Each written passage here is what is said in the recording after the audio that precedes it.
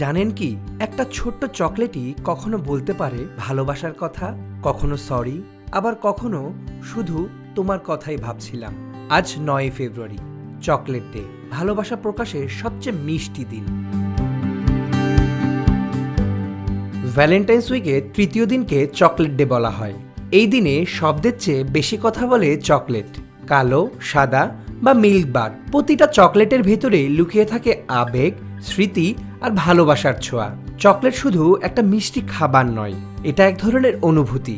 এক কামড়েই বদলে যেতে পারে মন খারাপের দিন, হালকা করে দিতে পারে কঠিন মুহূর্ত। এই কারণেই হয়তো ভালোবাসার সপ্তাহে চকলেটের জন্য আলাদা দিন আছে। প্রিয় মানুষের হাতে যখন একটা চকলেট তুলে দেওয়া হয়, তখন সেটা শুধু উপহার থাকে না, ওটা হয়ে যায় এক টুকরো যত্ন।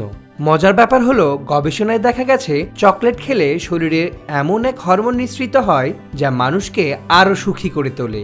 অর্থাৎ চকলেট মানেই হ্যাপিনেস, কানেকশন আর ভালোবাসা।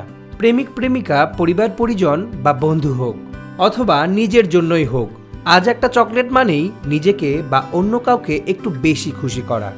দামি গিফট না হলেও চলে, একটা সাধারণ চকলেটও আজ অনেক খুশি বোঝাতে পারে। কারণ আজকের দিনে উপহারের চেয়ে গুরুত্বপূর্ণ হলো ভাবনাটা।